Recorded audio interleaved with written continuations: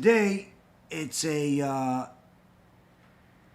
really a mystery how there is many people in the Jewish world that are really ignorant about Torah. They don't really know very much. Sometimes they pretend to know a lot. Sometimes they're even rabbis. And they tell people to, look forward to the Mashiach. They have all types of speeches about Mashiach. They say Mashiach is in the air as if it's some type of perfume. They say Mashiach is coming now and they're excited for it, while they are sinning the very same sins that led to the destruction of the Bet HaMikdash.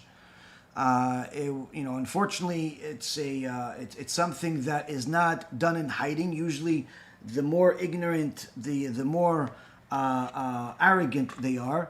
And this Rasha Modi that I spoke about recently, this comedian, recently had some type of show that somebody showed me where he is talking to a bunch of other liberal Jews that are completely desecrating the name of God, insulting Judaism, Orthodox Judaism from all corners. And he, in so many words, says, I'll paskin for you, as if he's the Maran, he's the Rav over there.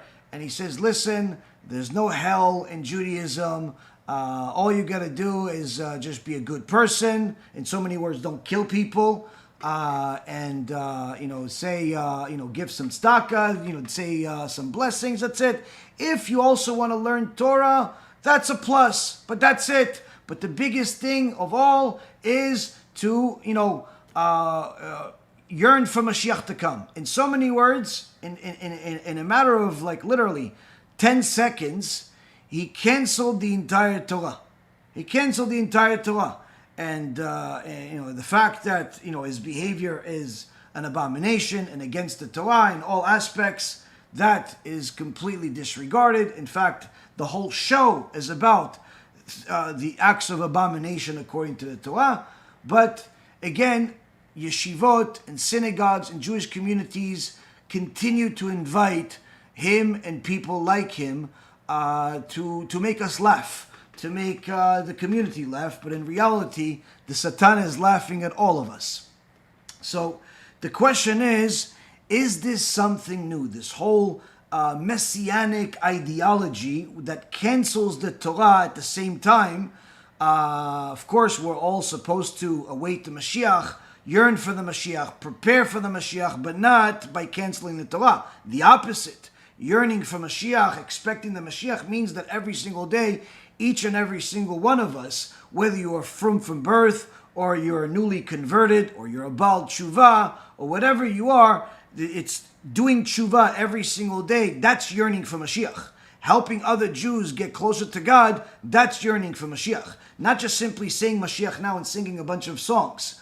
It's a yearning for Mashiach, and expecting the Mashiach means that you are preparing yourself spiritually. Many times people think, no, I'm preparing for Mashiach. I just bought a house in Israel. There's no book in the world that's going to tell you that preparing for Mashiach means you need to buy a house in Israel. Preparing for Mashiach has nothing to do with money. Oh, no, I'm preparing for Mashiach. I sing songs at least once a day. There's no book in the world that Chachamim have written that says that preparing for Mashiach requires you to sing Mashiach now. No book. Now, unfortunately, today, people have created a new religion. And you could even call it the Mashiach religion.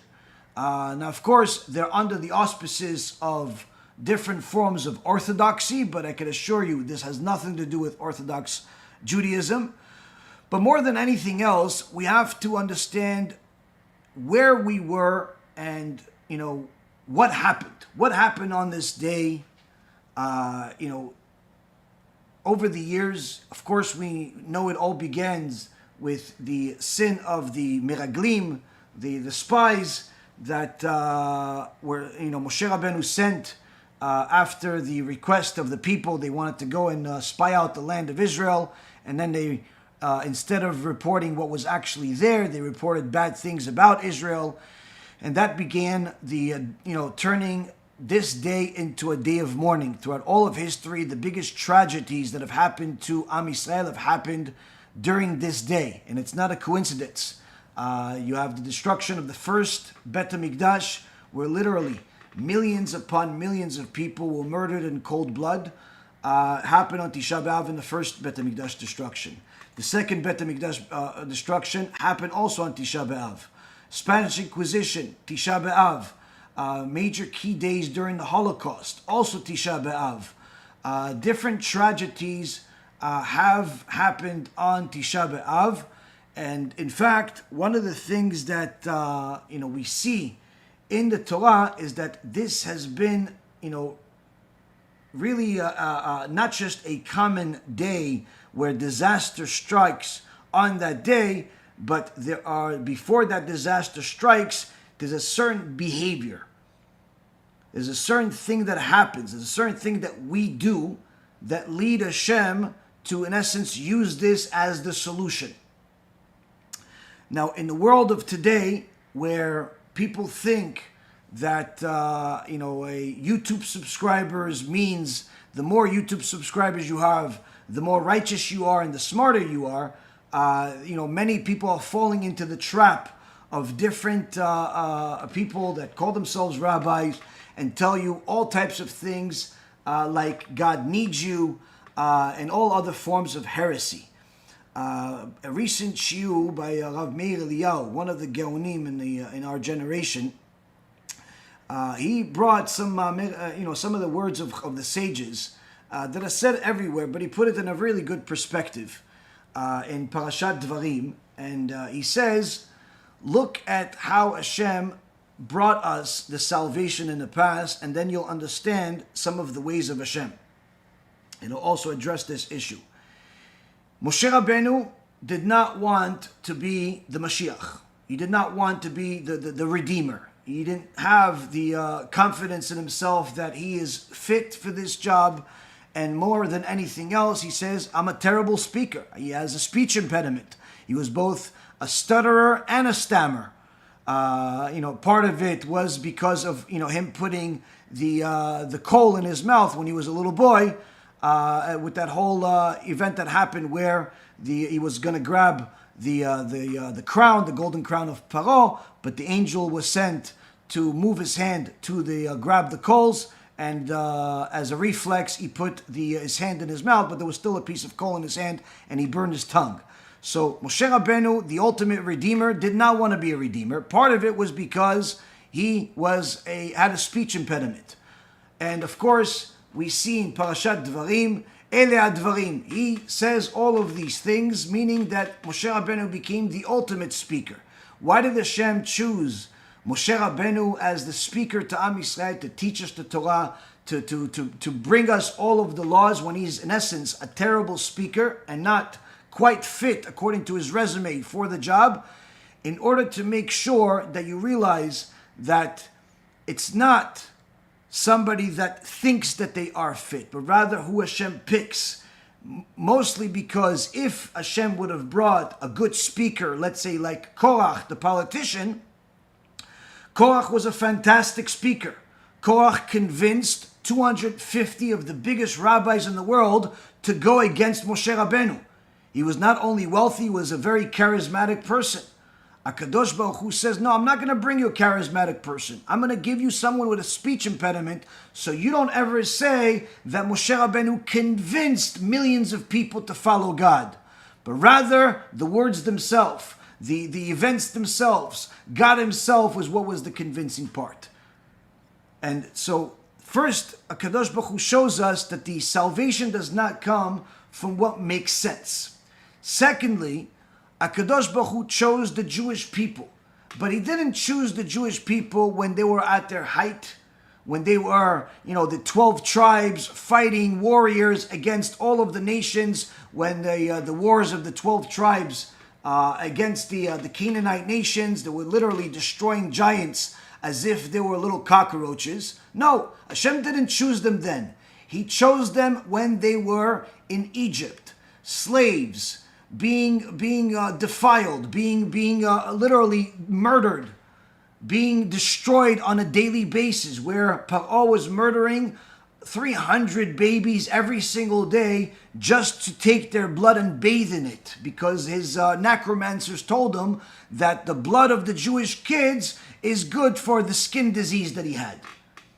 So these very same people that had their kids murdered left and right, either in the morning for the bath of Paro, or because they didn't reach their quota and therefore they put their kids in there to replace the stones, all types of horrific things that happened to the Jewish people. They became slaves that worse than any other people in history, to the point where they no longer saw themselves as anything but slaves. So when Moshe Rabbeinu came to redeem them, they didn't understand, what is he talking about? Us being redeemed, us not being slaves, it didn't make any sense. So Kadosh Baruch Hu chose us as slaves. Why did Kadosh Baruch Hu choose us as slaves and not when we were doing really well? Very simple. To make sure that we know forever and more that Kadosh Baruch Hu does not need us. Does not need us. He is the one that lifted us up from nothing. We were nothing. We were zero. We were below zero. We were slaves. We were murdered. Literally tortured. Shlomit Bat Divri was raped by one of these Egyptians. Horrible things happened to Am Yisrael in Egypt. Countless people were killed. That's when Kadosh Baruch Hu said, "You're my chosen people." So to make sure that you never say, "Oh, they were really, really good, they were amazing, they were righteous, they were perfect, they were the leaders, and then Hashem chose them, so maybe He needs them because they're so good." No, Dafka, He chose them when they were slaves and lifted them up from the ground, from dirt, in order for us to remember 3,334 years later that Hashem does not need us. So if some old man with a really long white beard pretending to be a philosopher / rabbi tells you God needs you, go bring him this. And this is mentioned in countless places in the Midrash, in the Gemara, by Chazal. It's literally all over the place. A person needs to know these things. Why? Because the Or HaChaim HaKadosh says in the before Mashiach comes, we are going to reach the 50th level of Tum'ah. What's the 50th level of Tum'ah? Heresy. Heresy is the 50th level of Tum'ah, meaning heresy is going to be everywhere. People are going to distort the Torah. Some of them with beards, some of them without beards, some of them with podcasts and a bunch of questionable guests, some of them with YouTube channels, some of them with big congregations in rich neighborhoods. All types of heretics are going to come. And it's important for a person to know that they are either going to be a victim as a result of their own ignorance, or they're going to prosper as a result of their own acquiring of knowledge. So here we see that Kadosh Baruch Hu doesn't need us. He chose us, but then He almost destroyed us. Why? Why almost destroy us? What happened? What happened that this had to happen? Now, we know that in the first Bet HaMikdash, Am Yisrael made the 3 cardinal sins. Immorality, which includes wasting seed, LGBTQ, intermarriage, these types of things, as well as murder and idolatry. Now, in the second Bet HaMikdash, many people like to quote that sinat chinam, baseless hatred, as the reason for the destruction of the second Bet HaMikdash, but that's because either they are being lenient on the crowd, because the crowd is full of ignorant people that don't understand anything more than just simply not liking other people, or they have not learned Gemara, because the Gemara says that sinat chinam was not kepshuto, like as simple as you understand it, that you just didn't like anybody else, that wasn't exactly like you described them. You weren't. It wasn't because Jews turned into lehavdil, into a Hitler or something like that. Didn't like anybody that wasn't fit his description that he himself didn't fit. No. Sinat Chinam, Rabbi Yonatan Eibeshitz, Allah Shalom, says Sinat Chinam is when Am Yisrael stopped rebuking. Why? Because as the Gemara in Masechet Chagigah says, Kadosh Baruch Hu said to the prophet Jeremiah, go check all of the Bate Knesset, go check all of the Bet Midrash. If there's anybody out there that's rebuking, I won't destroy the Bet Midrash, because at least if there's somebody that's rebuking, somebody that's telling people the truth, there's a way for people to come back to good. But if no one's rebuking, then I have to rebuke. And the way that Hashem rebukes is with destruction. So that was one form of Sinat Chinam. But the Gemara in Masechet Yomah, and also in Masechet Shabbat, says that there were certainly other sins as a result of lack of rebuke. That means that people started violating Shabbat and no one would tell them anything about it. People started doing all types of immoral things and no one said anything about it. So the Sinat Chinam was not that that was the only sin. It was the fact that this particular sin of lack of rebuke is, in essence, was the ultimate sin that allowed all of these other sins to continue. Now, before we get into what happened, in the Bet Mikdash, we have to understand that the destruction that we're familiar with from the Holocaust, for example, is a destruction that is viewed by many as the worst thing that ever happened. If you start learning Gemara, you start learning some Midrashim, you start learning different parts of the Torah, you'll see that, in fact, the destruction of the Bet HaMikdash was much, much worse. But the reason why most people don't know this is because, and don't really cry on Tisha B'Av, is because the average person doesn't really understand what we're missing. Okay, so there's a building, just build another one. Arav Pinkus writes that an analogy of what happened. And this is written at the end of a book called Sparks of Majesty. And it's in the end of the book. And he says, imagine there was a Jewish community in Poland, and one day everybody woke up, and to their surprise, the sun didn't go up, the sun didn't rise. Everyone checked their clocks, their watches. They said, "Yep, sun's supposed to be up," but the sun didn't go up. They waited. Nothing happened. A few people talked to each other. No sun. Hours upon hours passed and no sun. Okay. They went back to sleep. Perhaps tomorrow will be another day. But the day passed and the sun still didn't come up. And this continued on for another day, another week. And after a couple of weeks, the people of the community said, okay, well, looks like the sun is gone. We have to pretty much start living life assuming that the sun will never go up again. So the community leaders gathered together and they said, listen, we have to make sure everybody's aware what's happening, but we have to obviously give people the ability to live. We have to build a factory for an unlimited supply of candles.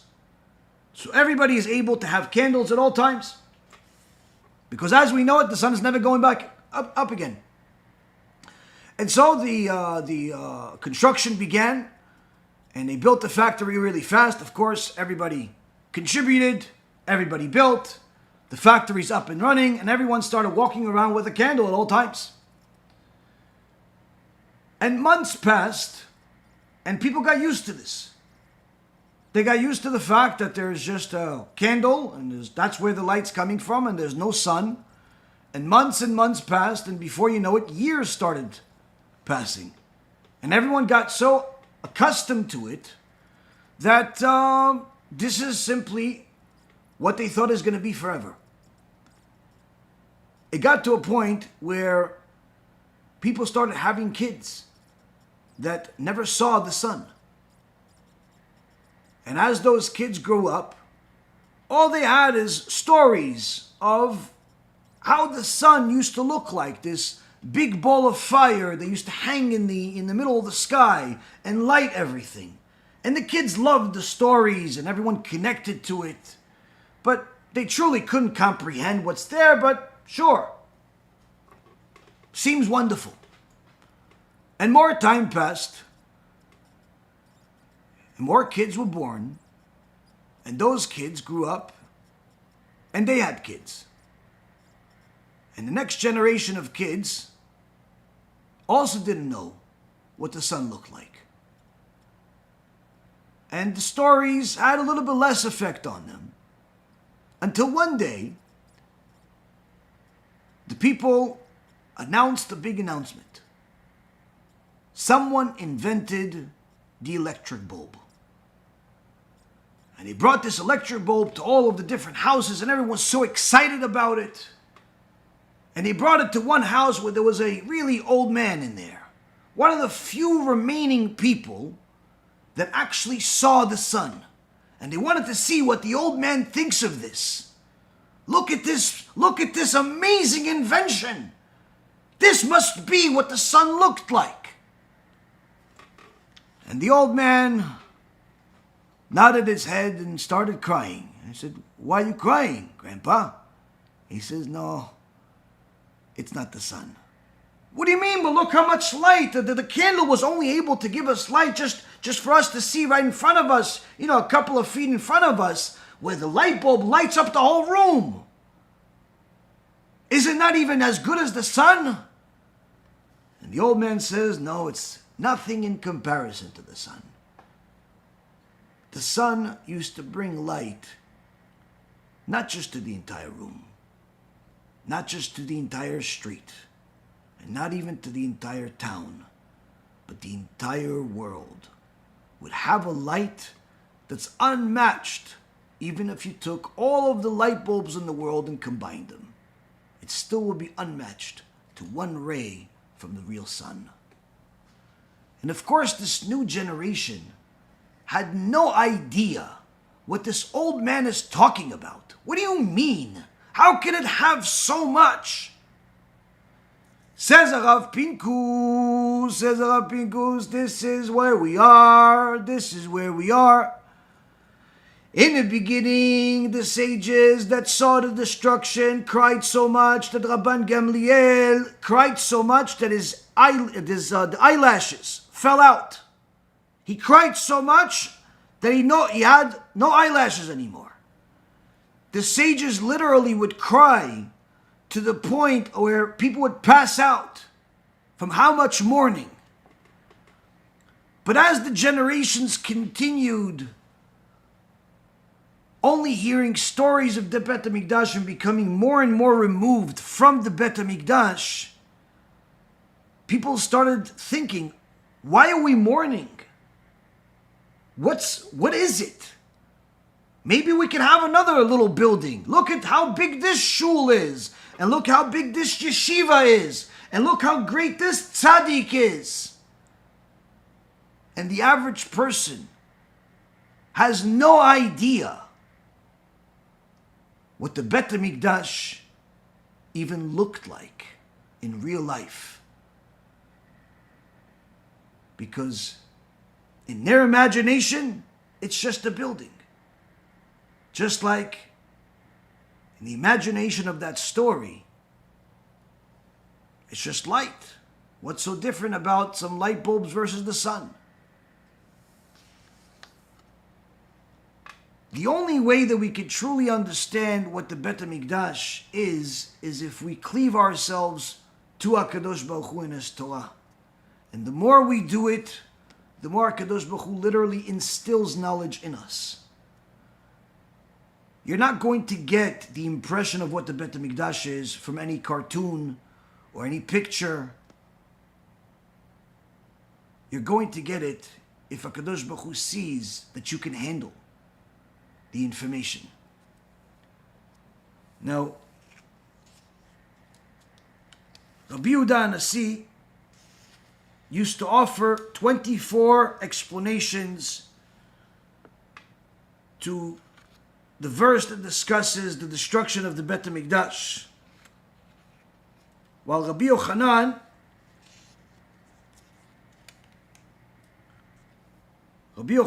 used to offer 60 different explanations. This is not because Rabbi Yochanan was a greater scholar than Rabbi HaKadosh. Rather because Rabbi HaKadosh, Rabbi Yehuda Nasi, he lived in a generation where some of his elderly congregants were survivors of the Bet HaMikdash Holocaust. Some of his congregants saw the destruction of the Bet HaMikdash. And by the time he got to the 24 explanation of the destruction of the Bet HaMikdash, the wailing, the crying from the congregants was so loud that no one could hear anything else that he's saying. Whereas Rabbi Yochanan lived at a time where none of the congregants saw the Bet HaMikdash. Now, when we cry over the Bet HaMikdash, we're not crying over a building. We're crying over a missed opportunity to be as close to Hashem as you can humanly be. Missed opportunity to be close to the Shekhinah. Missed opportunity to be able to do tshuva and clean yourself with one korban. Missed opportunities of literally living with holiness at all times. When Rabbi Yeshua ben Chananya traveled to one of the large provinces in Rome,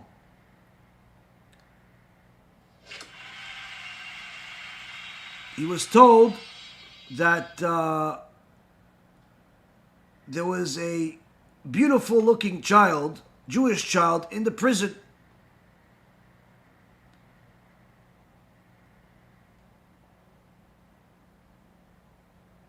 And in order to make sure that he knew this kid was worth it to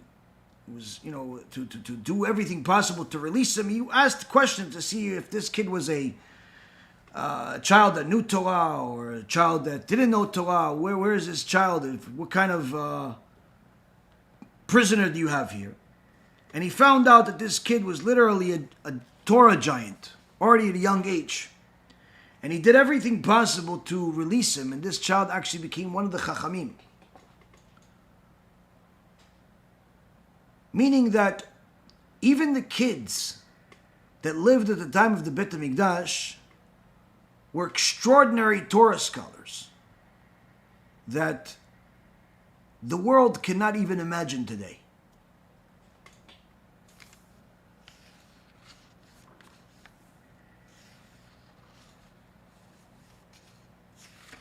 The Yalkut Yosef section about Tisha B'Av has a introduction that talks about the different things relating to the destruction of the Bet HaMikdash. We're going to read a few things of what happened and also then go into a little bit of history. A very necessary history before we get to our conclusion of where we are today. One of the things that you hear on one end is that the Torah giants at the time of the Bet HaMikdash were something you can't even understand. The Anshe Knesset HaGdolah. Some of them were prophets. They were able to talk to God on a regular basis, and God speaks back to them. Not like delusional people that, they think they're a Messiah just because they just completed their first book, or they watched a bunch of videos on the internet. Or it's simply because they're so arrogant they think they're special. We had prophets walk among us. The average person cannot even understand the genius of the current Gdolei Ador, how much Torah the current Torah giants have. When I tell people that, Rav Ephraim completed Masechet Shabbat in 24 hours, like, are you sure? Like, that's not possible. They don't understand. What do you mean? He completed an entire tractate of Masechet Shabbat in 24 hours on Shabbat? Did he eat? Did he sleep? Did he breathe? When I tell you that B'ezrat Hashem in the next couple of months we're going to have almost 100 people that completed the entire Shas in a single year. Most of them have never completed the Shas even single time. But they went into a program that we have, Baruch Hashem, they're all about to complete the Shas in a single year. The average person is like, what do you mean? I've been studying Torah for 20 years, never finished the Shas even once. How are they doing it in 1 year?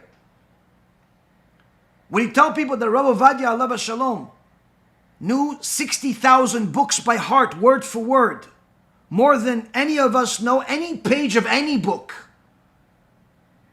including our Siddur. 60,000 pages by heart. He was tested by one of these journalists that tried to make a joke out of him, only to make a joke out of himself, when he realized that Rav Ovadia was not like a regular person. People have no concept of the giants of literally that are walking among us or were just around us a few years ago. So when I tell you that we had prophets walking in the streets, the prophet Isaiah, the prophet Jeremiah, the prophet Zechariah, Yechezkel, all types of prophets that saw extraordinary things in the heavens, saw things we cannot even explain in words. They walked among men.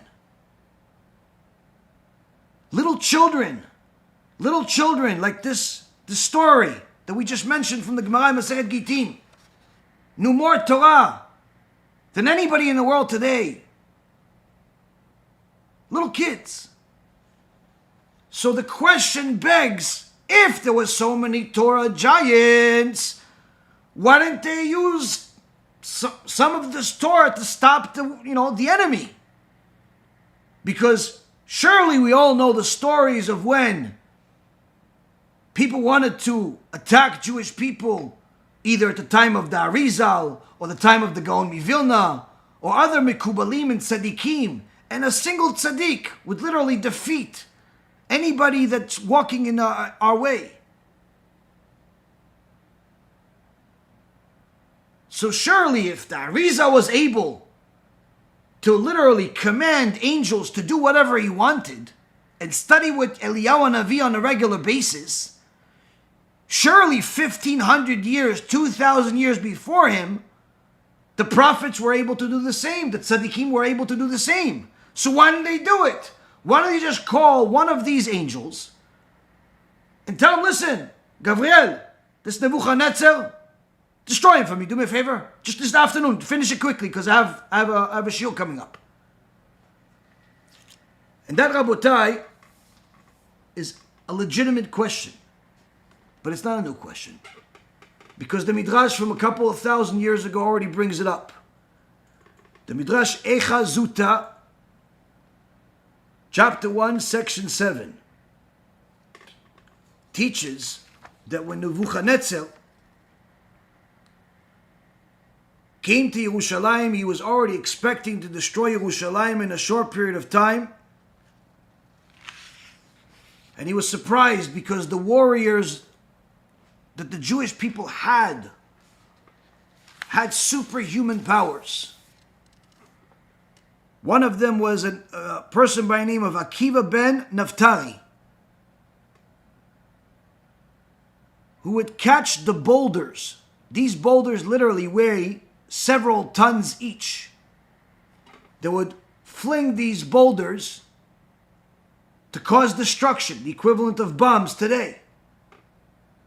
This Akiva would catch it with one hand and throw it back at Nebuchadnezzar's army, causing massive destruction. after he got some training, the Midrash says, he was able to catch multiple boulders at the same time, even with his feet. He would catch a boulder with his foot and then kick it back to destroy Nebuchadnezzar and his army. In fact, the Midrash says that there were tzaddikim among Am Yisrael that were able to command different angels of fire to come down from heaven and destroy any enemy army. And all of the nations knew this, and therefore they didn't mess with us. But Nebuchadnezzar came. Why didn't these tzaddikim command the angels to do so? That's because they did try. They tried commanding the angels to come as they always have for different reasons. And for the first time ever, it didn't work. And that's because Kadosh Baruch Hu decreed that the destruction of the Beit HaMikdash will happen. And therefore he changed the names of the angels. So when they were commanding the angels to come, it didn't work. They were commanding the wrong names. After this,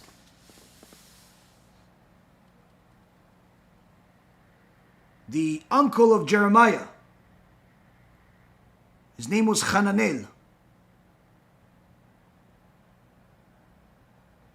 He invoked one of the names of Hashem to command angels to come from heaven and wage battle against the enemy.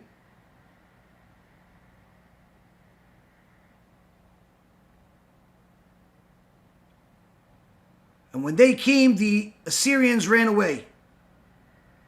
But after Hashem changed the names, it didn't work anymore. So Hananel invoked the name of the archangel of the world, which allowed him to levitate the entire city of Yerushalayim in the air. So no enemy can reach us.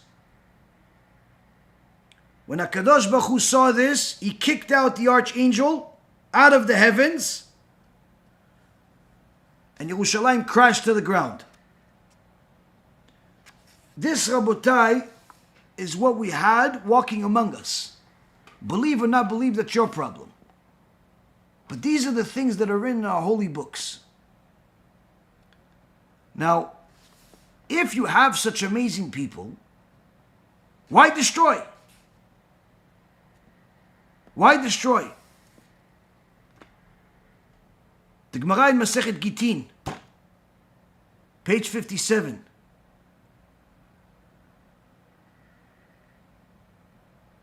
Has testimony that Rabbi Chia bar Avin got from Rabbi Yoshua ben Korcha, who got it from an old man who actually saw the destruction itself.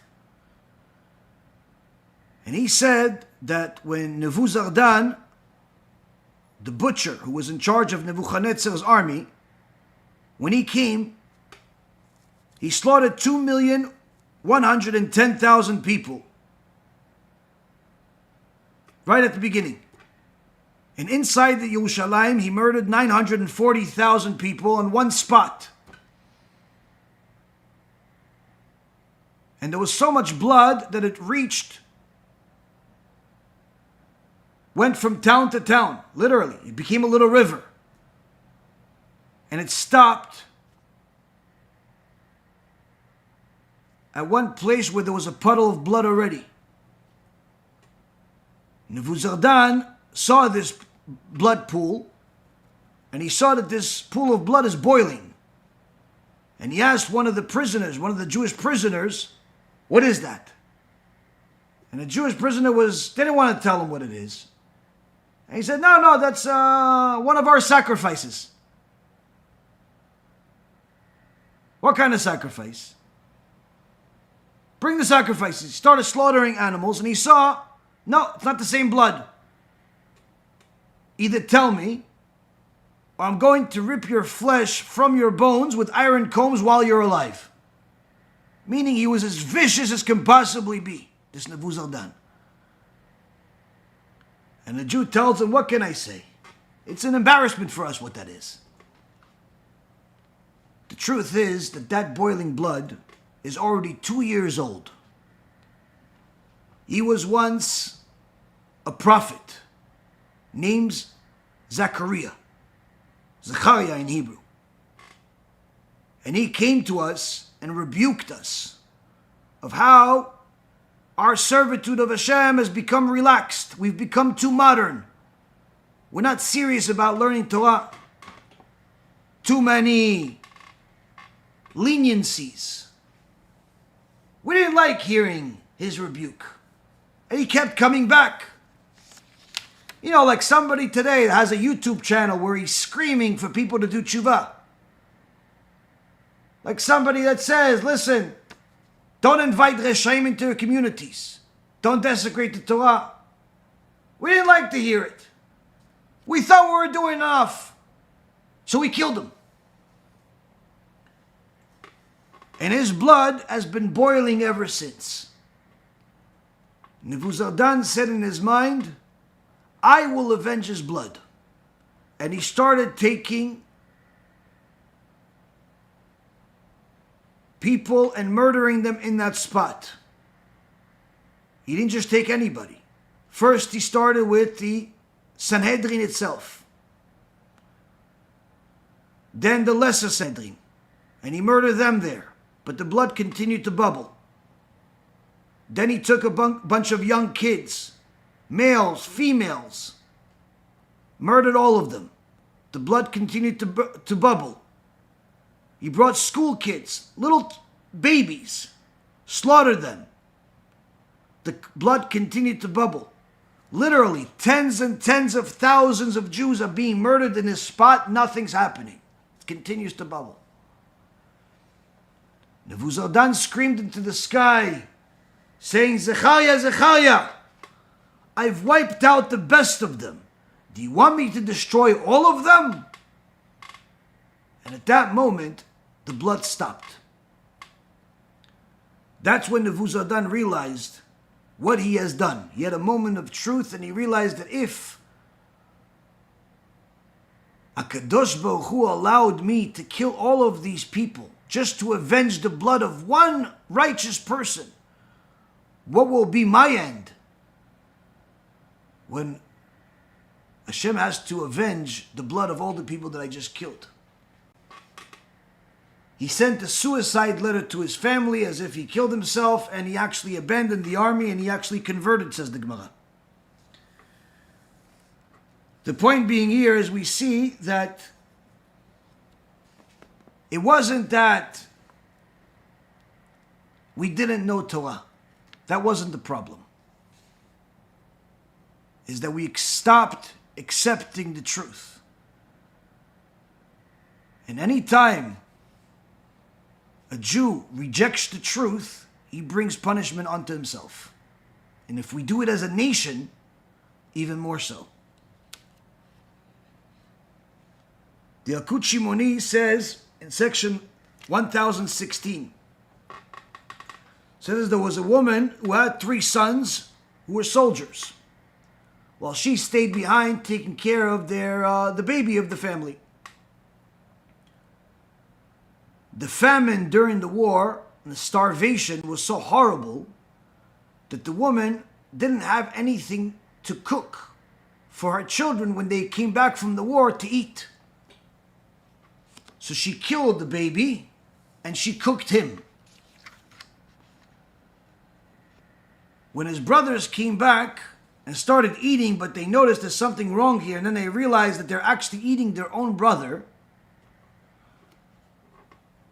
they all had such agony that they all went up to the roof and jumped to their death. They committed suicide. The prophet Jeremiah says in Echad chapter 4 verse 9, those who were killed by the sword were better off than those who died of famine, because there's nothing more agonizing than dying by famine, and countless people died from famine. 50 years after the destruction of the Bet HaMikdash, the city of Beitar was destroyed, also on Tisha B'Av. And the Gemara in Masechet Gitin says that there was 80,000 squadrons of soldiers poured into Beitar and started killing the men, women, and children until the blood oozed through the doors of the pipes. And the horses had blood reaching up to their noses. Anyone that's ridden a horse before realize how tall a horse is. The blood from all the people that died literally made a river that had reached the noses of the horses. And it traveled 4 kilometers. A 4-kilometer river of blood, just so you understand. This is the reason why Tisha B'Av is a nightmare of all nightmares. The Rama in Sefer Torah Chatat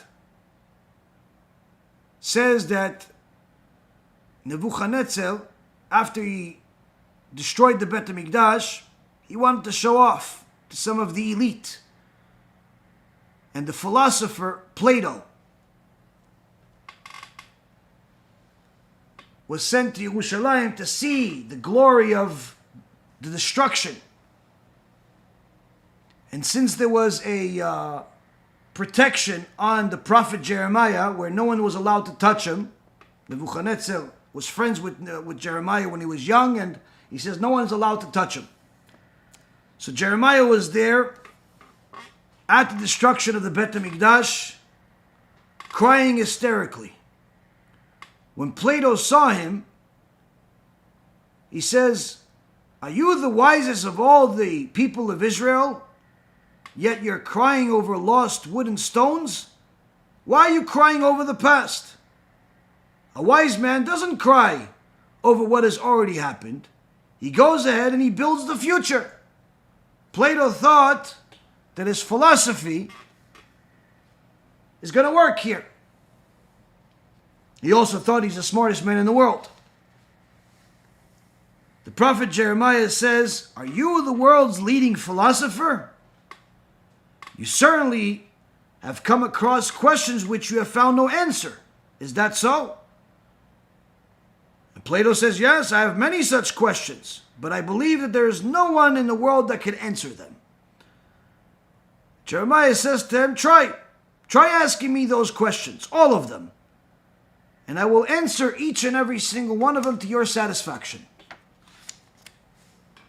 Plato sat down and asked all of his questions. Jeremiah answered every single one of those questions in a single breath. He answered all of the questions at once, to the point where Plato did not believe that he's a human being. He literally believed that Jeremiah is an actual angel. He cannot be human. And then Jeremiah, after answering all of his questions, says to him, "I want you to know that all of that wisdom that you are impressed by, I gained my wisdom from those very same wooden stones that have now been burned and destroyed. And as for your question in regards to why I cry over the past, I will not answer that, because it is too deep for you to fathom." Meaning, with all of your philosophical intellect, you still don't know the secret of tears, which even a Jewish child knows. The extraordinary wisdom that the Jewish people had did not stop them from sinning, though. Did not stop them from doing things that were forbidden. And unfortunately, this is the type of behavior that Kadosh Baruch Hu warned Am Yisrael about over and over again, to no avail.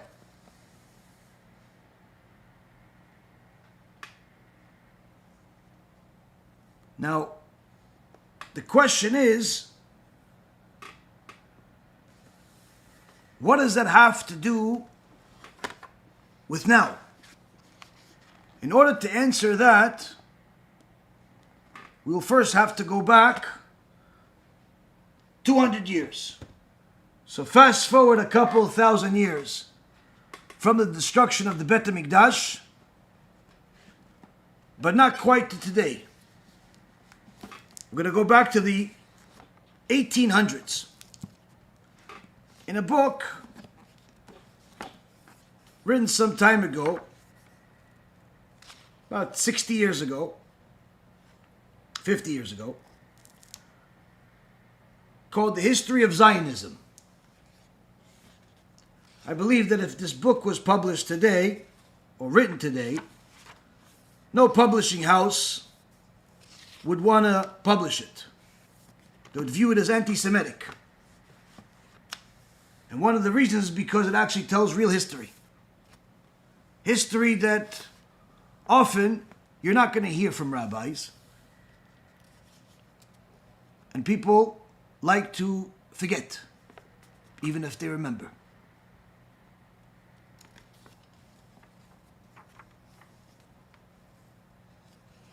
Anti-Semitism did not begin during the Holocaust. In fact, anti-Semitism has been standard throughout most of Jewish history. In Europe, until the French Revolution, the Jewish people were forbidden from being part of normal society. And while the rabbis, the Orthodox rabbis, liked this segregation and believed that it was a separation and a blessing, the ones that wanted to advance, that wanted to prosper, did not like this so much. In fact, they hated it, and they did everything possible to bring an enlightenment. One of the leaders of the Enlightenment movement was a wicked person named Moshe Mendelssohn, who said that as a Jew, my son could only become a physician, a trader, and a beggar. And he hated this. He wanted his son to be something else. And once the revolution began and the Jews were allowed to slowly enter into all types of commerce, there was only one thing that was holding them back, according to them at least, from being accepted by society like everybody else. And that was the fact that they were Jewish.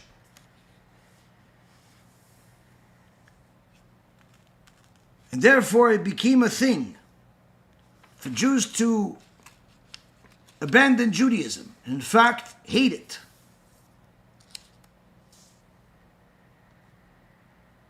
And despite some of the restrictive laws, social assimilation made rapid progress during the early decades of the 19th century. Many Jews moved from the villages into large towns where they could find better living quarters. They sent their children to non-Jewish schools and modernized their religious service. And among the intellectuals, there was a growing conviction that a new Judaism, purged of medieval obscurism, was an intermediate stage towards enlightened Christianity. In so many words, many Jews believed that you have to abandon Judaism altogether and go and join the Christians, convert to Christian idolatry, in order to advance in life. And as the author writes here, I'm going to quote several things he says. This again, it's the book called The History of Zionism.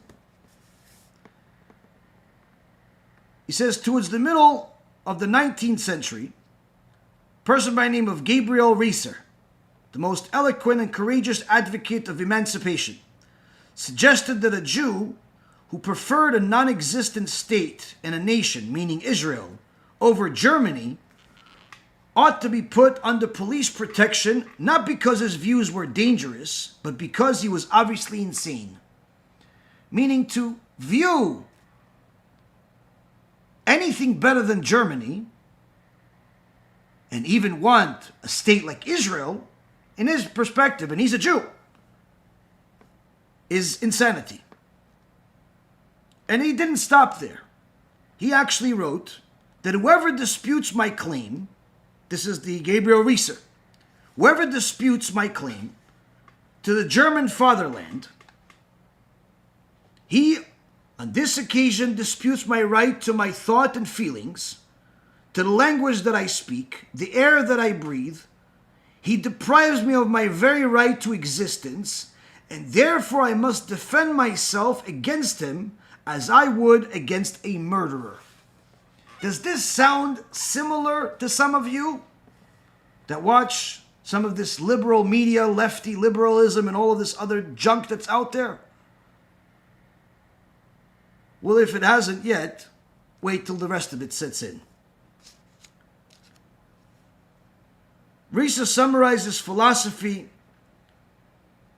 the spiritual marriage of Judaism and Germany, in a rhyme device, where he says, we have one Father in heaven and one Mother, God the Father of all beings, and Germany the mother on earth. One of the leading Orthodox rabbis in 1848 wrote about the young Jews of the time that 9/10 of them were ashamed of their faith. Statements like these were abound.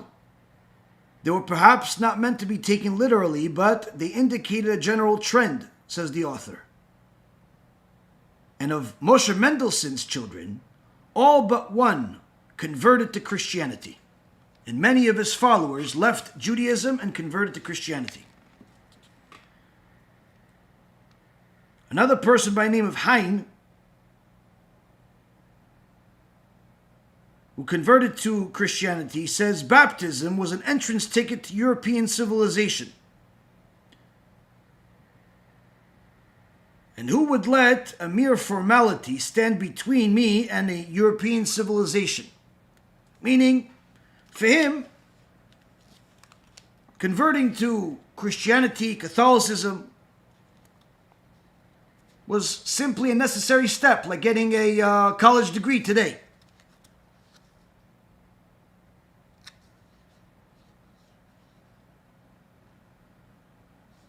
Now, if this was only the few that did it, then this would be good news. But unfortunately, this became a standard. In fact, young women and older women joined this ideology, started opening all types of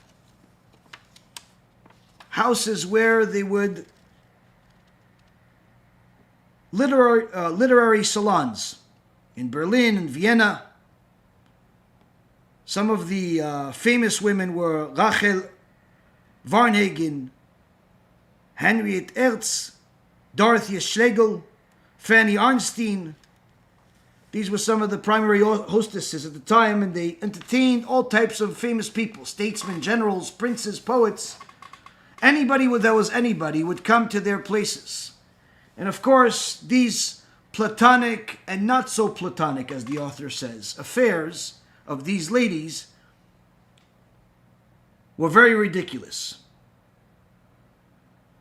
There was an element of madness in the general malaise of the Romantic age, but there was nothing specifically Jewish about these places or this time. All the great Berlin hostesses eventually became Christians. Mendelssohn's daughter, Dorothy, converted first to Protestantism and then, following the Romantic fashion, to Catholicism.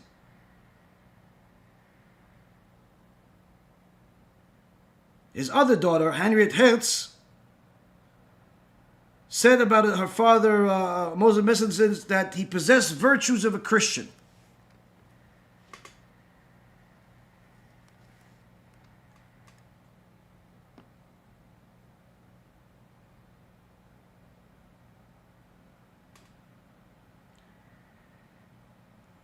For Rachel Varnhagen, she hated Judaism so much that she would often say that the fact that she was born Jewish was the biggest tragedy of her life. as if a dagger penetrated her heart the moment that she was born. She considered it a disgrace to her life, a suffering, a misfortune.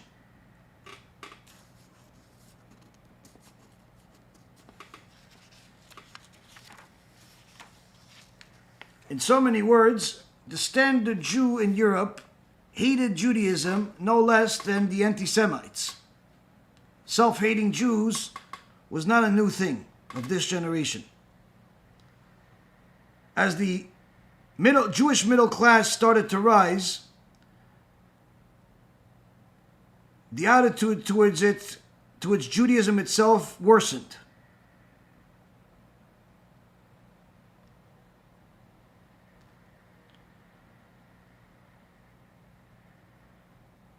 In 1899, the person by the name of Fontaine wrote that intermarriage between Jews and non-Jews became a mass phenomenon. And few people noted because it was regarded as perfectly natural, and nobody made a fuss about it, meaning intermarriage became standard, similar to how it is today in America, and in Canada, and in England, and in pretty much everywhere there are Jews today. The Jasons of 1825 were all Hegelians, at least for a while. Hegel wrote that Judaism was the world of the wretched, the misfortune, ugliness, a world lacking inner unity and harmony. These Jews were ashamed of their origin. Rachel Vargan said that she liked to study Jena because there were so few Jews around.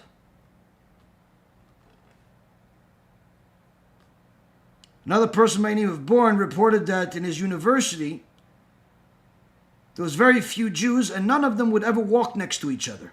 They would all hide that they're Jewish.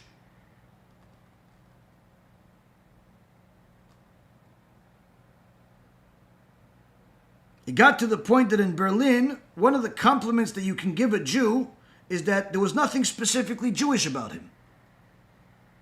This is over 100 years before the Holocaust. And I know that some of you are surprised that it's not today. But it is today. With the growing social and cultural differentiation inside the community, the more educated were more often ashamed of their less fortunate co-religionists, who were less assimilated than themselves, but with whom they were nevertheless identified in the public mind. In so many words, the Jews that have abandoned Judaism, call them secular Jews, or Jews that have adopted Christianity, hated religious Jews. Exactly what's happening in Israel right now and in other places around the world.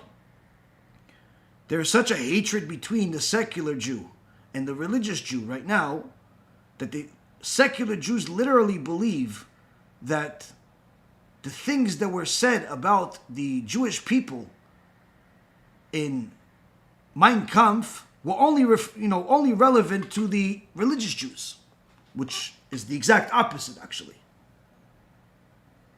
Some of the things they're saying literally on radio stations in Israel. Some of the things that are being said here in America by Jews. We're not talking about anti-Semites that are American, Nazis. No. We're talking about Jews speaking about other Jews. Even Jews like Modi that considers himself religious. What he actually says about Judaism and the Torah. These types of statements are not different than what was said a couple of 100 years ago.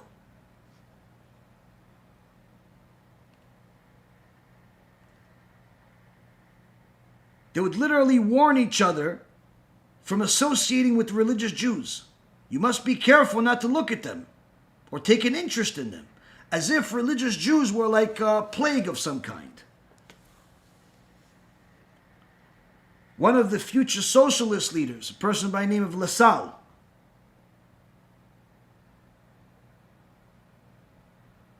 said that he loathed the Jews. So much so that he considered them degenerates, descendants of slaves, with mentality of slaves, who were only created to be slaves, cowardly people who don't deserve a better lot because you were born to be servants. This is what he felt about his fellow Jews. But interestingly enough, the vast majority of these people converted to Christianity. Born was baptized. Hein converted after writing one of his closest friends that he wouldn't convert, but he converted nonetheless. But then later on, he wrote that he regretted converting, and he was hated by the Christians and the Jews alike, meaning the conversion didn't help him.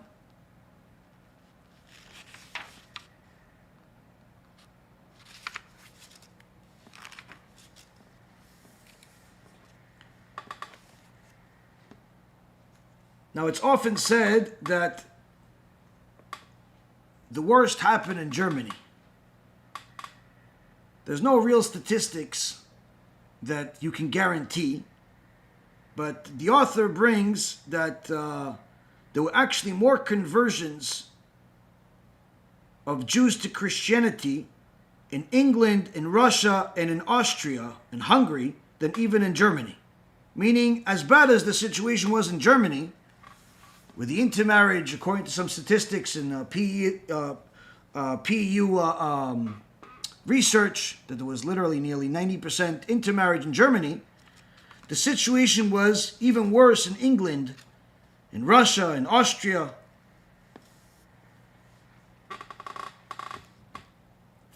Some people said that literally half the people in Berlin converted to Christianity,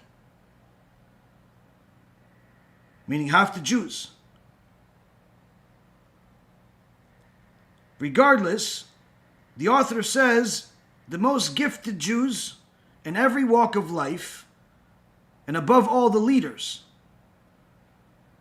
the intelligentsia, those that attain social status, economic, political status, prominence, nearly all of them converted to Christianity. In some communities, almost all of the leading families converted. Often the parents would hesitate to convert, but they would baptize their kids. The theologian Schleiermacher announced that Judaism was dead, while his colleague von Schroetel, who was a Prussian minister, said, no, it's not dead yet. Give it 20 years. They're dead. We're still here, Baruch Hashem.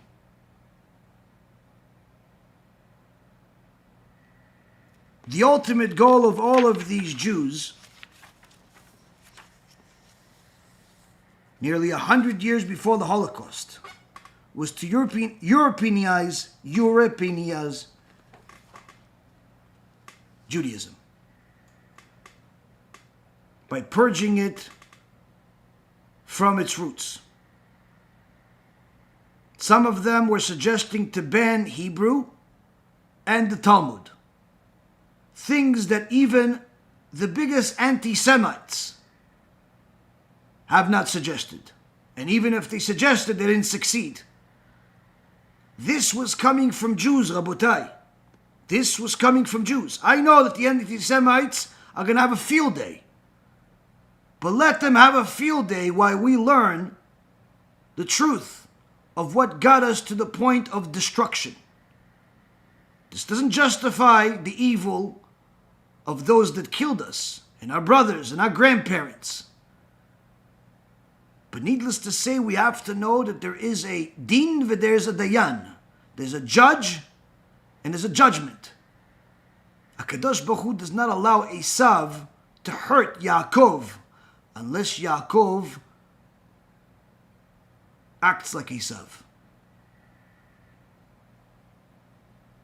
One of the followers of Mendelssohn, a person by the name of Ben Siv, complained that Hebrew was disappearing. And he blamed this on the parents that abandoned Judaism and their conservative rabbis.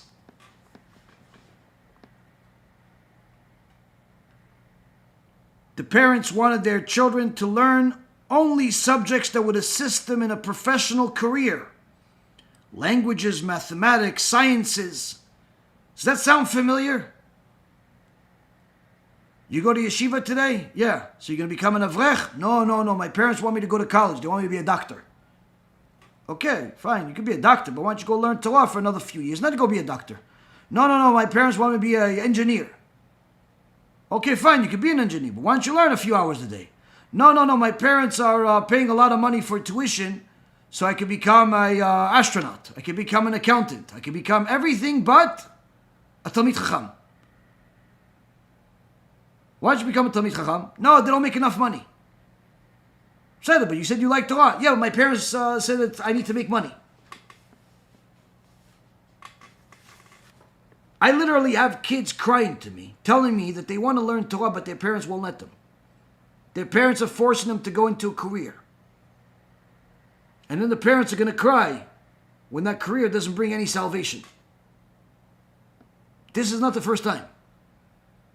200 years ago, 100 years before the Holocaust, same thing was done by parents back then, Jewish parents back then, forcing their kids to go to school in order to learn all types of subjects that would help them in a professional career and stay away from Torah.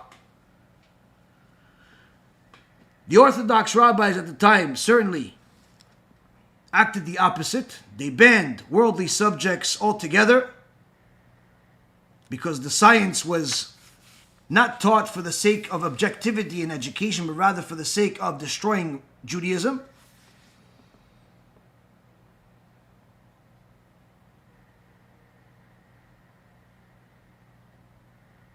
And while at the time of Mendelssohn, Jews still considered themselves a Jewish nation, a few years later, the Jews started referring to themselves as a Mosaic confession. In so many words, people that are connected to Moses. And the religious reform movement gathered momentum. Throughout the first half of the century, they changed the Siddur. So much so that the national, rather than the religious content,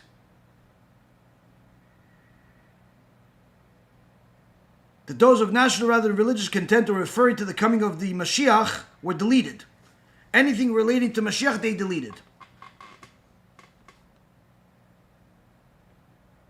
So the prayers we have about in the morning blessings or in a Shachrit, Uba Letzion Goel Sheve Pesha B'Yakov, the Reform rabbis removed it from the Siddur. What they replace the statements of Mashiach with, they started bringing organs and all types of musical instruments into the synagogue, or they started calling them temples instead of synagogue. They started giving the girls and boys a confirmation, which is something that Jews do not do. The Reform rabbis went against the Orthodox rabbis and dropped completely the issues of mikveh and even the mourning and funeral process of Judaism. Some even changed the religious services from Shabbat to Sunday, like the Christians, and started telling the parents, the Jewish parents, they don't need to circumcise their kids anymore if they don't want to. Why deform the kid? And if that wasn't enough, they started singing Christian songs in these temples, lighting candles of the Hanukkah candelabra while having a Christmas tree next to it.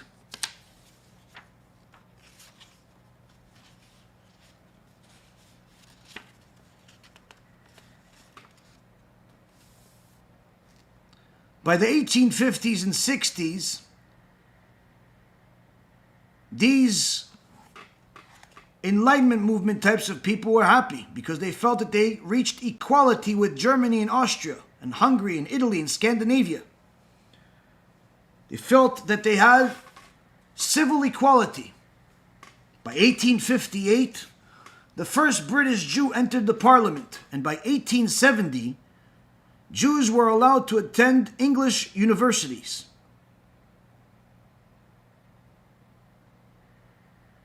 There was still some anti-Semitism, but not as public as the previous century. And the Jewish community, or Jewish people that lived next to each other, felt that they were truly enlightened. Success. They were optimistic. They were prospering.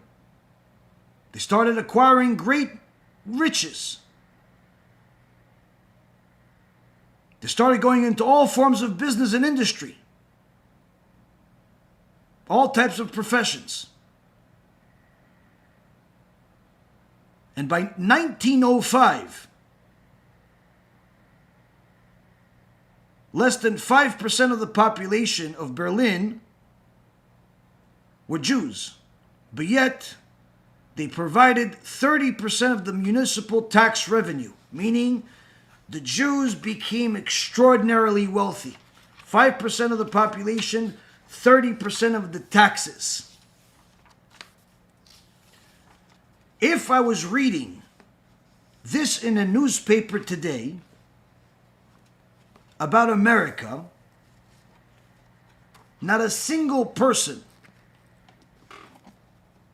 would doubt it. Not a single person would question it. History is repeating itself. Now, although I've said this in the past, unfortunately, not enough people have heard it. I believe more anti-Semites have heard my message than Jews. Some anti-Semites actually have abandoned their ways and actually adopted a good lifestyle, following the Torah, either as righteous Noahides and even in a couple of cases, converting to Judaism. Some anti-Semites continued in their wicked ways.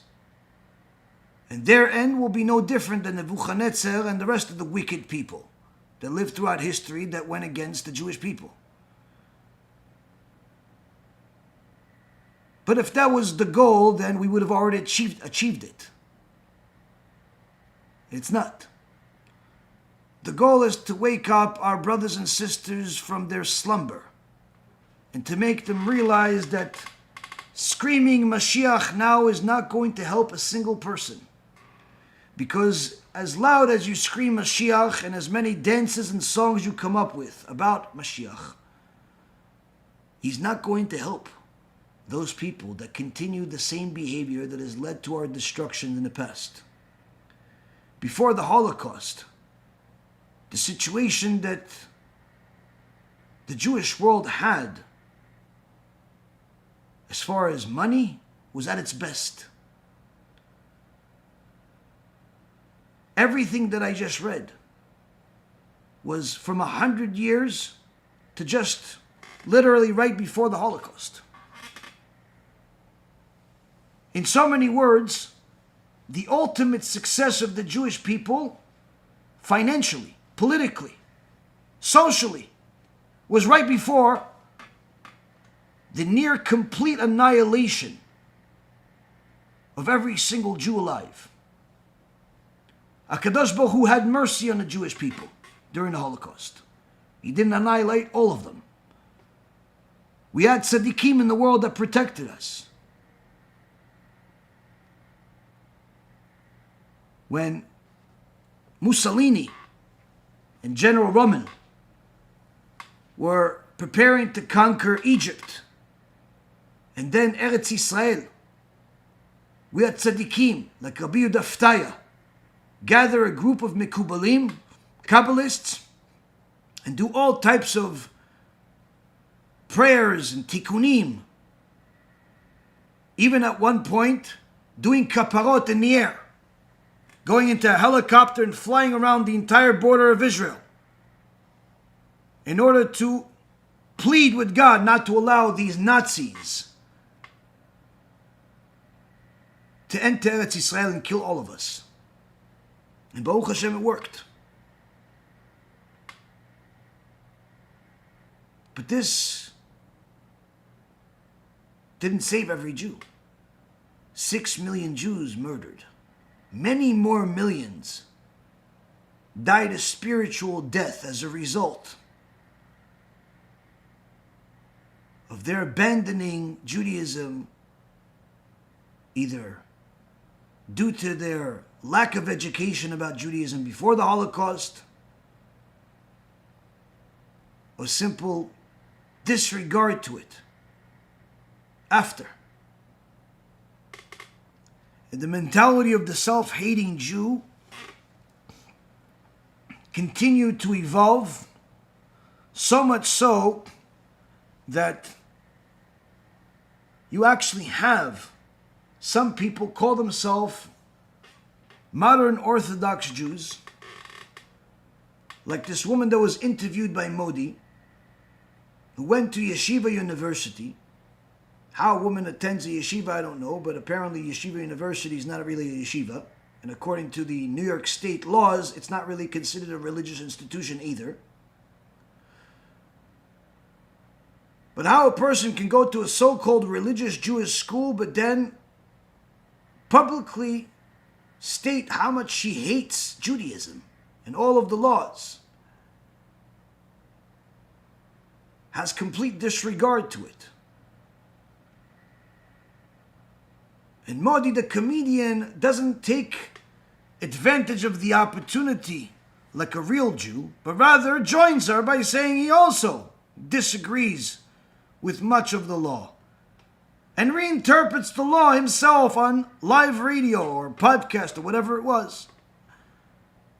But he has no problem going to the Chabad house and other synagogues that he's a part of. They're still going to accept him, they're still going to welcome him, and still going to invite him to yeshivot to speak and to make people laugh. Meaning that today, our problem is no longer the reform mentality and even those that go to a different religion.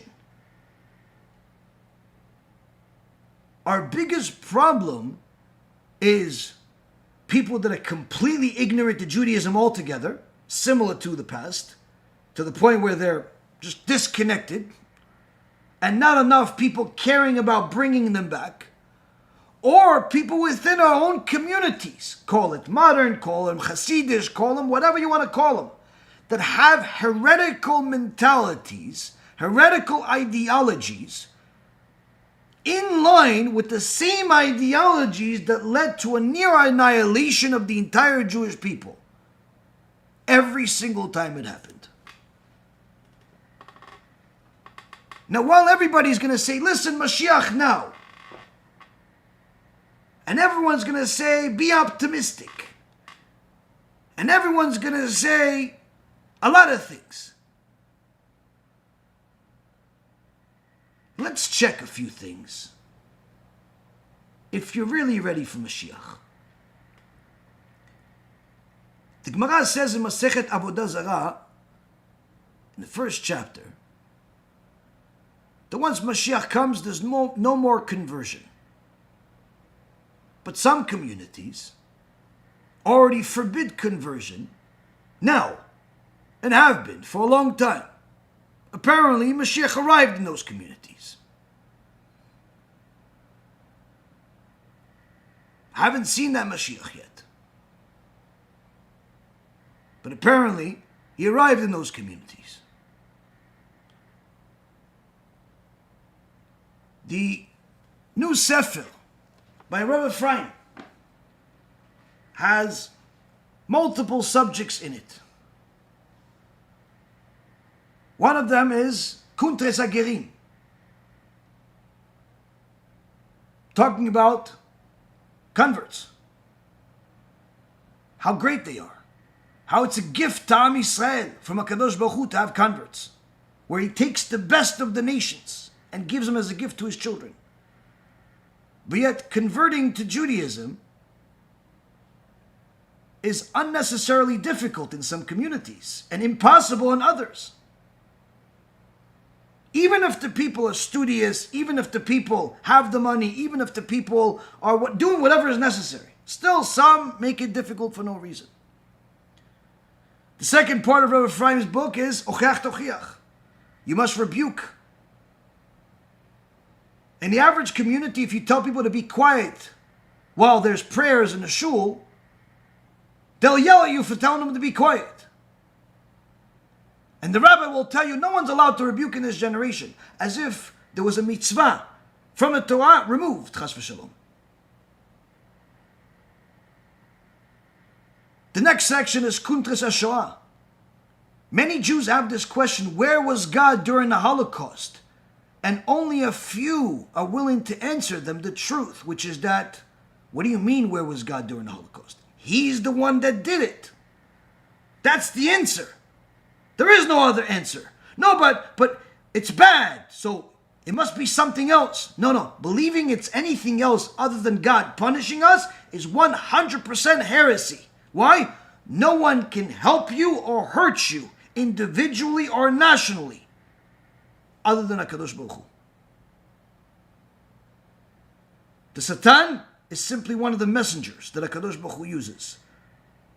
Malach Gabriel, Malach Michael, Malach Raphael, they all have jobs. There's all types of messengers, all types of employees that Kadosh Baruch Hu have, servants. They do Hashem's will. No one does anything against Hashem's will. Where was God during the Holocaust? Where were the Jewish people before the Holocaust? We just learned. The Jewish people abandoned God well before Kadosh Baruch Hu tried to remind them who He is. Kuntres Gehenom. The average rabbi tells you that Gehenom is simply embarrassment, or if you listen to Modi, Gehenom doesn't exist according to Judaism. Worst case scenario, if you're a sinner, you just come back to this life again. So why don't you just do whatever you want? You could commit every heinous crime under the sun, and the worst case scenario is you're just going to get another life. It's like a video game. What is this, Super Mario Brothers? You're going to go chase, and then you fall, so that you just get another chance again? That's the world of God? This is the magnificent God that you believe in? You're just going to get endless amount of chances no matter what you do. No punishment, no suffering. This world has suffering. This world has agony. This world has Holocaust. This world has pedophilia. This world has disease. This world has the most horrific things you can imagine. But no, the upper world is lesser than this. According to Modi, you could be a Hitler, you could be a criminal, and God won't punish you. He'll actually give you another chance, no matter what. Rabbi Modi, you're fired. And whoever taught you this, you should perhaps go back to yeshiva, learn real Torah, because what you said is 100% apikosut. The average Jew does not know that Judaism believes in Gehenom and that there are literally countless books, countless chachamim, 5,000 to 6,000 sources that I know of at least, to discuss the details of Gehenom. This book only has 50 pages about it. That's it. Do you know how, if we took all the sources about the teachings of the afterlife, literally, the city would end. There would be enough space. But the average Jew doesn't hear any talk about it. Why? Because they want to pretend like there is no suffering. God only rewards. They turned the Creator into a vending machine, into a Santa Claus, into some video game, into some demented mentality that they have that simply rewards no matter what. And the Ramban In Shara Gmul says, people that think like that turned God into an evil God, because a God that doesn't punish is an evil God. Think about that for a second. In order to be good, there must be punishment. There must be a reward and punishment system. If you are a parent that only rewards the kid, you are a horrible, horrible parent. If you are a teacher that only rewards, you are a terrible teacher. Why? There must be a reward and punishment system. And you say, okay, but why does it have to be so bad? Why can't the punishment be something small? The greater the crime, the greater the punishment. Even a normal human being would understand that. If you commit a crime against your loved one, there's a certain type of punishment. If you commit crime against an important person, there's a different punishment. If you commit a crime against a king, certainly a different punishment. If you commit a crime against the King of Kings, certainly a different level of punishment. When the average Jew does not know what Gehenom is, what hell is, and thinks that it's a Christian belief, that means that they've literally know more about Christianity than they know about Judaism. And this problem is not just in the secular world. This problem is everywhere. Last but not least, this awesome sefer has a section about a halachic tshuva, about the cash advance business. The business that is the root of destruction time and time again throughout the generations. I'm working on translating this tshuva to English. And Bezat Hashem will publish it separately. And when it's an halachic tshuva, it's not a standard translation. It takes a lot more effort and time. But I can tell you this. Whatever I said in lectures about the cash advance business, and as horrible as it is, it's actually much worse. Now, the Chachamim didn't just bring their halachic considerations about whether you should or you shouldn't be in a lending business or not. They brought history. And I'll give you a couple of sections I worked on just in the last couple of days, where you literally see how this has been a tragedy for the Jewish people. Now, of course, the cash advance business, charging interest, high interest, is not just a Jewish thing. There are plenty of non-Jews in the business.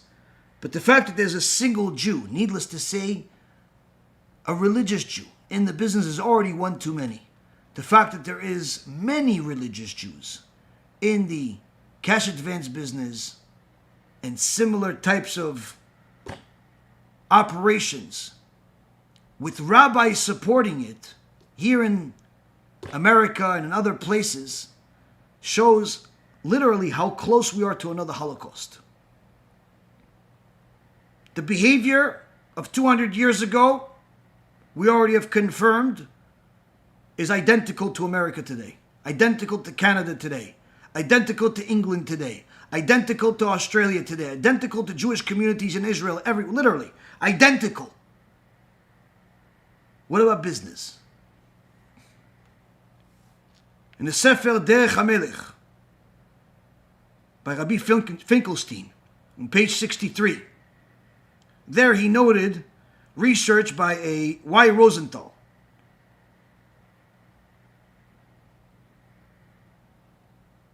Y. Rosenthal Research and Sources in a Jerusalem 5727. So figure almost 60 years ago. Page 265. So in his Sefer Derech HaMelech, he says, anyone that's knowledgeable in human history will see clearly the accuracy of these words, where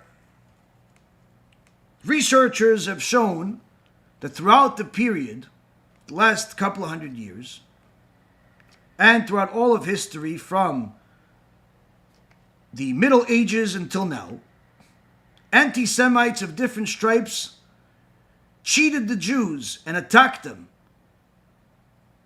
because some Jews believe that we're allowed to, it's a mitzvah to lend non-Jews money with interest.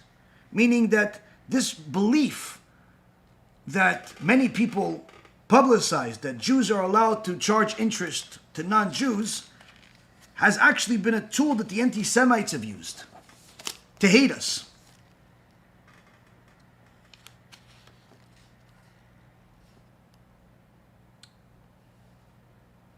In fact, Rav Ovadia writes in Alichot Olam and also in Maaseh Ovadia, in Alichot Olam in volume 8, Parashat Vayitchanan Amud 6,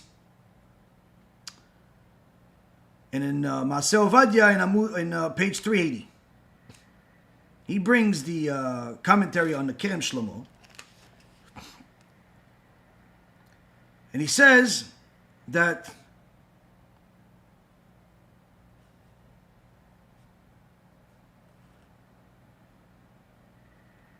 Jews should stay away from lending money with interest, even outside of Israel, due to the many negative decrees that were declared against us over the generations.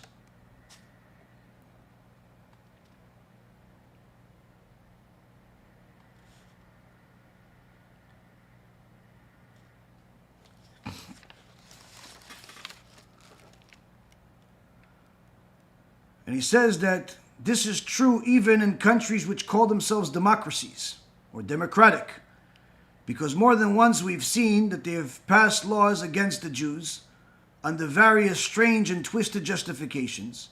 May Hashem have mercy. And in these circumstances, there's certainly no room for permission to lend money with interest for Jews.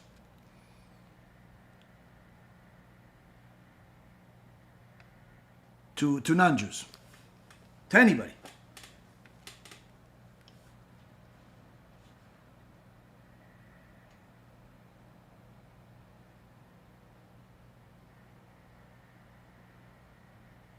The Gaon, Rabbi Yechezkel Landau, in his Sefer, Drashot Hatzlach, publication by Machon Hatzlach, Elad edition, on page 539. He warned about this danger of Jewish people lending money with interest.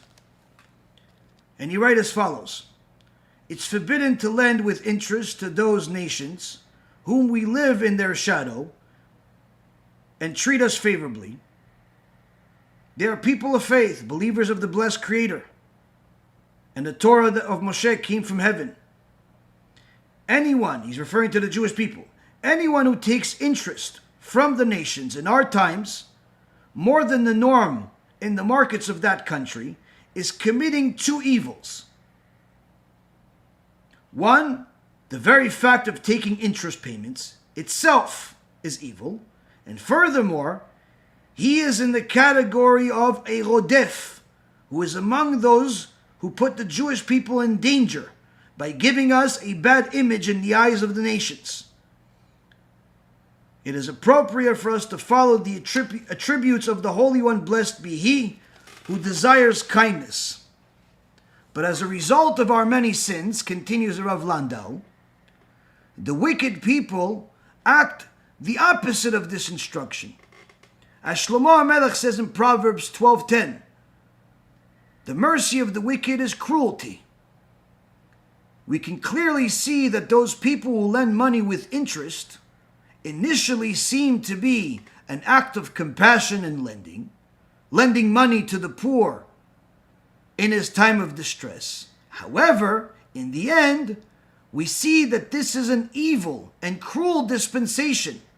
This lender increases the interest and makes things tougher on the borrowers with biting interest.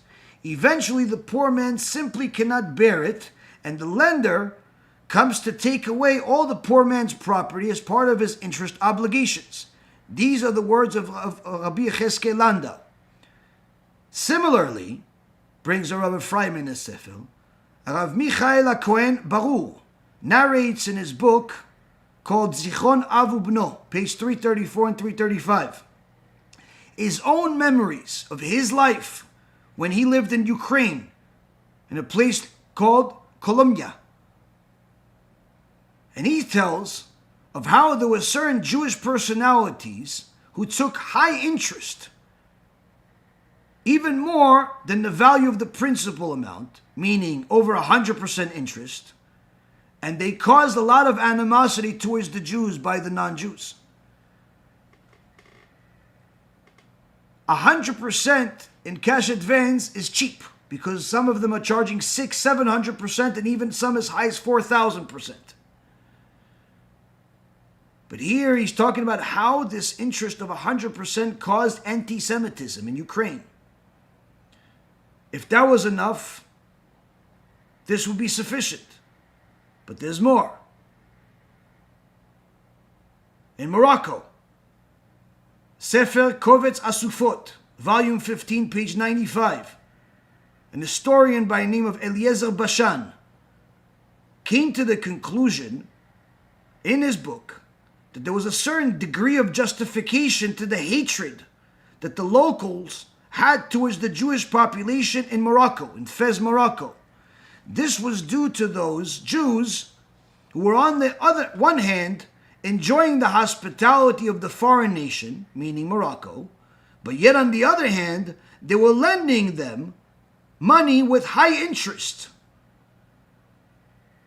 Even the rabbi of Fez, of Morocco at the time, from 1873 to 1900, also agreed and joined in holding these Jews at fault.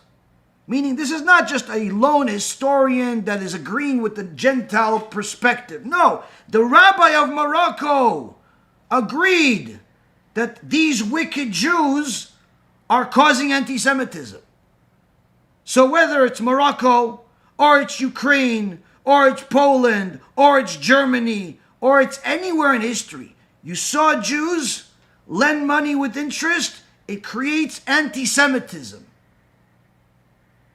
And unfortunately, one of the businesses that many people are going to today is this rotten business. Why? Because the Yetzer Hara pays cash. The Satan pays cash. And a lot of it. People think that they're going to do good.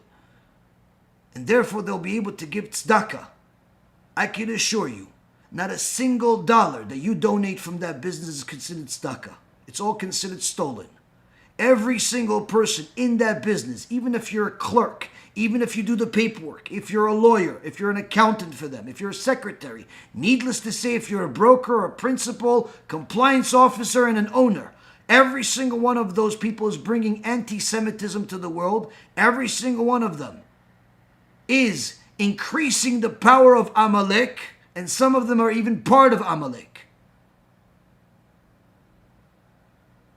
And worse of it all, any rabbi that takes money from those people, knowing that this is where they get their money from, without saying anything, without stopping it, without at least rebuking the guy, and trying to get him to do tshuva, you are a partner to the crime. Why? By you taking money from these criminals, you're in essence enabling them to continue doing evil. If you are in a horrible, spiritually deformed business, whether it's the cash advance business or any other business, if you're cheating your customers, if you are cheating anybody, if you're stealing, if you're being dishonest, if you're a dishonest doctor, you're a dishonest lawyer, you're dishonest in anything, you are empowering Amalek. You are bringing a Holocaust to the Jewish people. Don't blame the non-Jews for being evil. They're simply being used as a tool by Hashem to get us to do tshuva. Why does Hashem use them? Because of people like you that steal from them, that empower them. This doesn't justify their sins, doesn't allow them to cause us any harm. But it's important for the Jewish people to know this is not a new thing. Anti-Semitism being on the rise is not a new thing. More than 50% of Americans have already admitted that they hate the Jewish people. That's just 50% that admit. Who knows about the other 50% that hasn't admitted yet? That means there's between 175 to 200 million people in America alone that hate Jews. Needless to say, the people around the world, they have all the reasons in the world to not hate us, but you're giving them a reason to hate us. We've invented amazing things. We've brought amazing things to the world, whether it be technology, medicine, all types of innovation, all types of things, most importantly, religion. But you, with your rotten greed, whether it's in your cash advance business or your corrupt other operation, are giving the non-Jews a reason to hate the Jews. No, it's not because of the religious Jews like me that the non-Jews hate us. In fact, even anti-Semites like us. In fact, even anti-Semites write comments under my videos and say, you know what, you make me respect the real Jews. Now I know there's a difference. Guess what? Just because someone is religious doesn't mean they're a real Jew. And just because someone's not religious doesn't mean they're a fake Jew. If you are cheating the non-Jews, you are the cause of the next Holocaust, the next destruction of the Bet HaMikdash. You are destroying the Bet HaMikdash every day. As Chazal teach us, every day that the Bet HaMikdash has not been built, that's because we destroyed it. Meaning, if it was here today, Hashem would destroy it today. Anytime you cheat, it's a sin. But when you cheat a non-Jew, it's even worse than cheating a Jew. Because he no longer blames you, he blames Judaism. It's a chilul Hashem. So whether you're cheating, stealing, or simply causing agony to the non-Jews, wherever they may be, in one business or another, you have to understand, you are the problem. You are the problem. It's time to do tshuva. Don't tell me Mashiach now. Mashiach is not going to help people like you. Mashiach will destroy people like you that empowered Amalek. Many of our communities don't speak about stuff like this because there's money involved, because there's reputations involved, because of all types of flawed reasons. We have to understand this distance that the people have from Judaism today is not because they know so much about Judaism and they decide they don't like it, but quite the opposite. Because the average person, the average Jew, is not given a real Jewish education, even if they sometimes go to yeshiva. They smell, the kids of this generation smell the dishonesty in the air. They ask rabbis basic questions about reward and punishment. They can't get a legit answer. They ask different people about different types of things. They can't get a normal answer. We are all at fault here. Instead of crying about a building that was destroyed 2,000 years ago, perhaps we should start crying until we change today. Until we fix our behaviors today. Now, while everybody has an excuse of why they're not so ready to be a Talmid Chacham and study Torah all day, fine. Can you at least keep the basics of mitzvot? And you know what? We'll make it even easier. Can you at the very least be honest in your business? Be honest in your ethics? Be honest with your morality? Stop chasing all types of things that are forbidden, all types of things that don't belong to you. All of these liberals claim to be decent people, while decency has a completely different definition than what they think it is. If there's an ounce of decency in any one of us, we have to start seeing what the truth is instead of defining it. This is the truth. This is where I go. Don't redefine the truth. Don't rationalize the truth. Don't modernize the truth. The truth of Judaism has been around for over 3,300 years. And any time we try to modernize it, we try to improvise it, we try to do all types of things to steer away from it, a disaster was what happened. The Jewish people need more truth. Needless to say, the whole world does.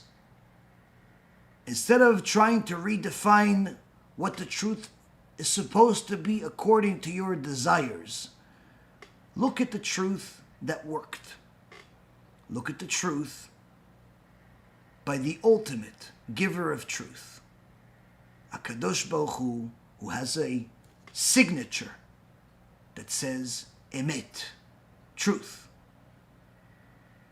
Now, if you can't follow all of it right away, at the very least, don't continue disgraceful behavior of saying that perhaps the truth should change. The truth is the truth. And whatever else you're doing is simply not. Instead of us crying about a building, instead of us crying about a Mashiach, instead of us crying about all types of things that most people cannot even fathom, no more than Plato can fathom the secret of tears. Instead of crying about all of those, let's cry about the things we can do something about. Let's reform the things that we can reform. Reform our business practices to be in line with honesty. Reform our spiritual practices to be in line with halacha. Reform our mindsets to be with the ideology of the sages. Reform our sense of truth to be in line with the Torah itself and the Creator that created truth. You want to reform? Reform back to the truth. And see the destruction will no longer happen. Not to us and anyone else that loves us, but only to our haters, only to our enemies. Instead of crying about some things that the average person does not understand, let's cry about those people that never got a chance to even hear the truth once in their life. Cry enough for Hashem to have mercy, for them to get an opportunity to hear the truth once and for all. Because when they do, if there is 1 ounce of their body that is Jewish, they'll jump at that truth and abandon all lies. The only people that stick to lies are people that love lies, because it simply enables them to be wicked, even if they pretend to be righteous. You want to reform? Reform back to the truth. It's a much better system. God signed off on it. Thank you for learning with me. May Hashem bless each and every single one of us to have success in the reformation of our own ideologies, personalities, religiosity, business, and everything that we have to be in line with Kadosh Baruch Hu's will. And may Hashem give each and every single one of us the wherewithal to encourage our communities to do the same. Once we do that, we will finally be the light of the nations. Kol Tuv, B'cha B'atzlacha, and we'll speak again and learn again. I've heard enough. New arrival screams echoing through the hallway to know that this ain't good. Once they pass them through the infierno, they don't come back. It's enough to make you go crazy. Do not think we fear you, Spirit.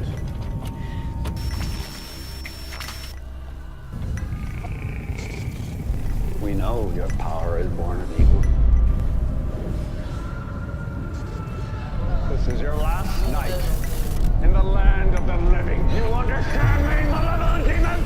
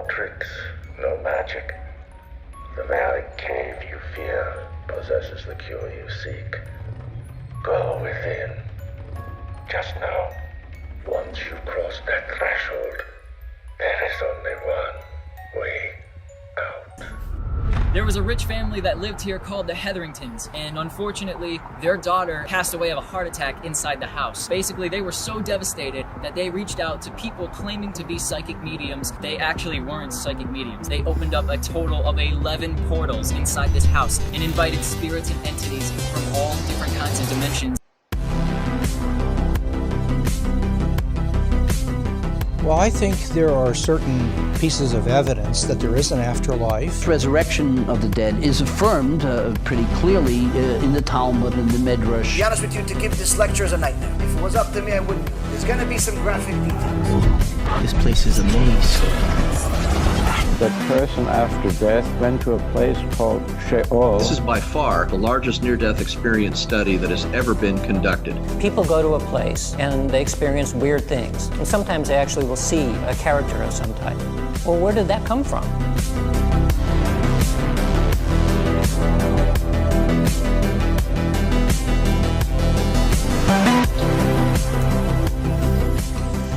I don't know why that one chain is swinging back there.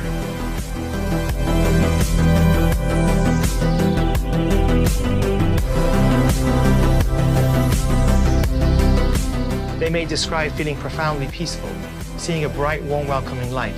Some people describe watching doctors and nurses working on them with incredible accuracy. Next thing I knew, I was above my body watching the operation. How long did you feel like you were gone? I went to a place of timelessness. And so what that means, it could have been a second, could have been 5 minutes. I don't know.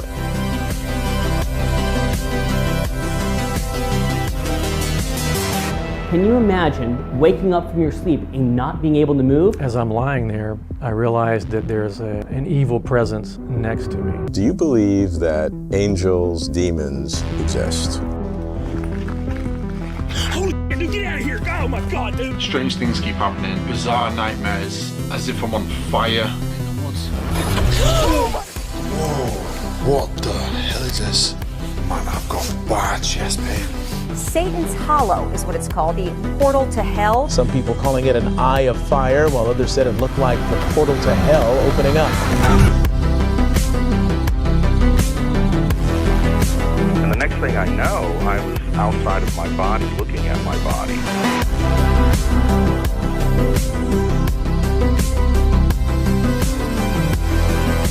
What I'm going to do is called claromancy, the art of throwing lots or throwing bones. 2,000 years of experience, passed down, recorded, of how demons work. God has them all on a leash, and he lets the leash go enough to let them tempt us, because that's what makes us spiritually stronger. I'm trying to be as graphic as possible so you understand what we're talking about. It's your ticket to reality. It's your ticket to freedom. It's your ticket to immortality. Is there an afterlife? Is there a This God? is the type of information that can keep you away from the Yetzirah. What happens to us after we die?